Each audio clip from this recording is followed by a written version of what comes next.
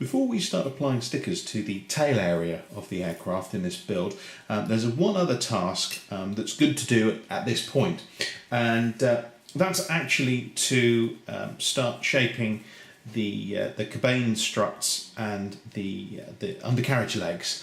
Because we have to use epoxy on these, it gives them a chance to dry before we actually use them as components in the build.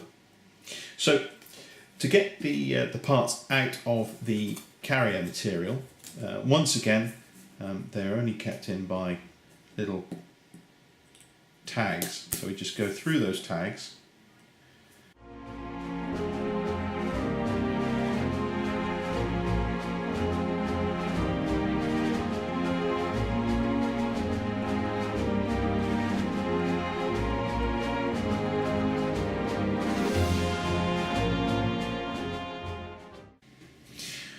Okay, we have the two parts that we need for the first two stages of the build. We have here the cabane structure, and here we have the undercarriage legs. Now you'll notice on each part that there's some laser etching, and this is done for a number of purposes, or two purposes. The first purpose for these here and for these areas here to allow the actual material, the plywood, to bend at these points, and the etching here is a channel to allow a wire form to sit that forms part of the undercarriage and obviously provides the wheels with an attachment point.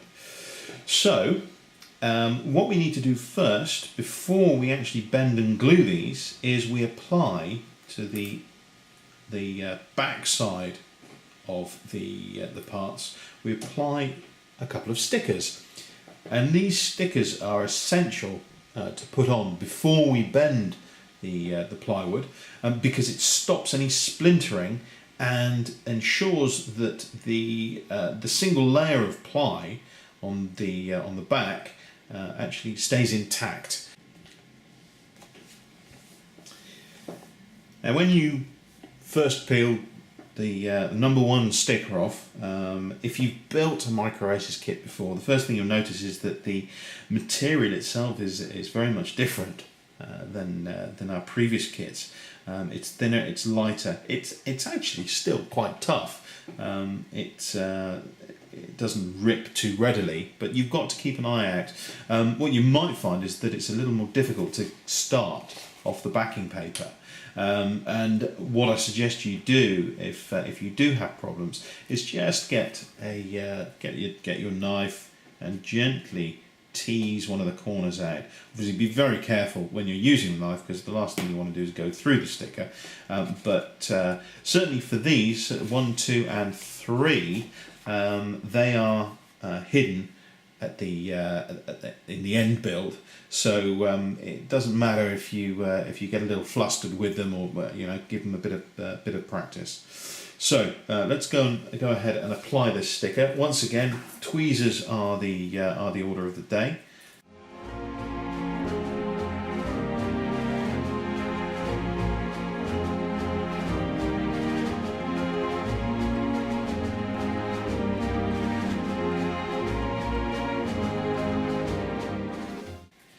There we have our sticker on. Make sure it's nice and firmly down onto this plywood. As it acts as a structural piece as well, we want to make sure it's nicely adhered and doesn't slip out the way or peel off or anything like that. So just make sure it's well stuck down, and away we go.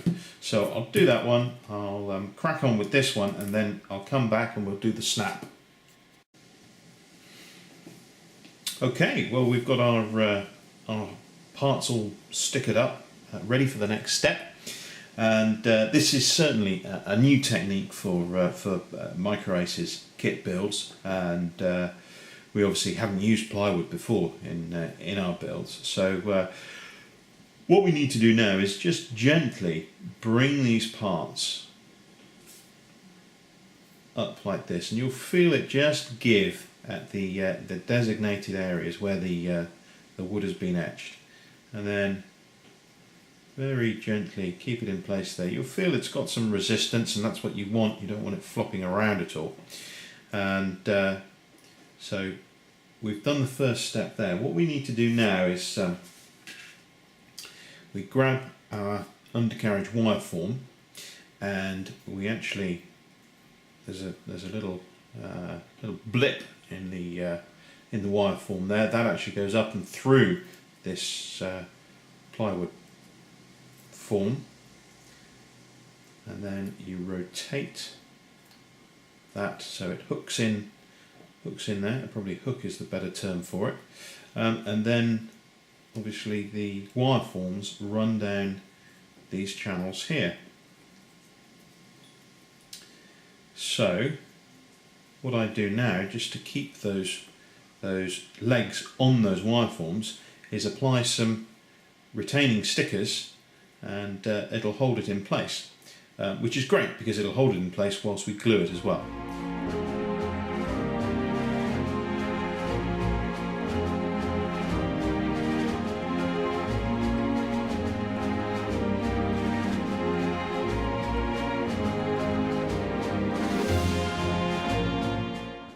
And there we go. So that's all nicely in place now. The angle of 45 degrees has been induced in both of the plywood legs as a result of mounting the wire form there. And all we're left to do now is add some epoxy to these areas here, just to secure and strengthen the areas here. We can also put a little blob on the wire forms there as well, just as an added extra to retain them in their position on the legs. On the cabane strut, slightly different. We've actually got, rather than a wire form, we've actually got an assembly brace which is used temporarily while the glue, actually the epoxy resin, actually dries on these areas here. So what I'm going to do is cut that brace out of the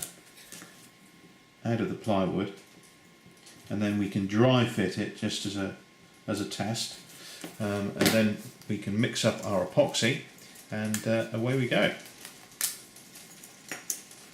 So what we do, once again, nice, gently tease this into a snap, and then our assembly brace, there's a little tag there that goes into that cut hole there, and then it hooks up over the little U-shaped indents in there as well.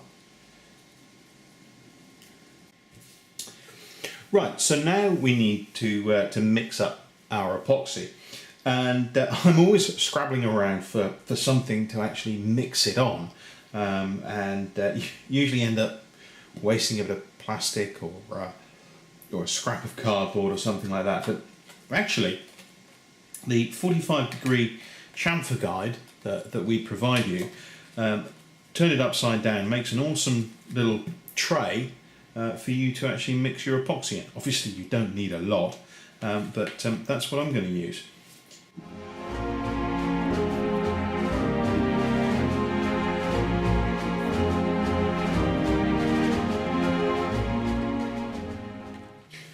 Okay, so I've got my epoxy mixed up, and I can now start applying it to the areas I need.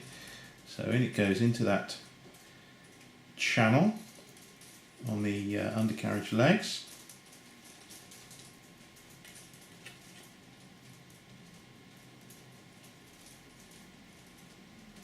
Just make sure it gets in all the right places.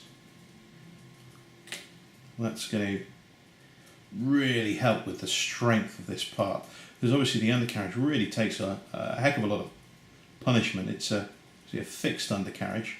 The undercarriage on the P-6E, the full size one, was quite an innovation of its time. It used a suspended strut system, which was pretty complicated. This, by comparison, is very simple. I'm just applying a little as well, just onto the wire where the wire touches the actual ply area as well, just so that it is perfectly solid.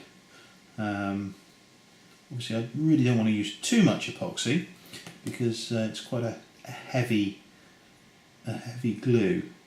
But I want the undercarriage to be able to stand up to some of my particular style of flying. Now, on this particular part, the cabane strut, we can actually take the brace off that we've test fitted, open up those gaps and really work that epoxy in. So once again, this is an area, this is a structure that does get quite a bit of punishment with hard landings, especially if the aircraft's turning over or coming to an abrupt halt, and it requires a good amount of strength just to retain the top wing. So there we go. So now I can take my strut assembly guide, and so we can now leave those overnight to dry, and we can get on with the process of putting all the stickers on.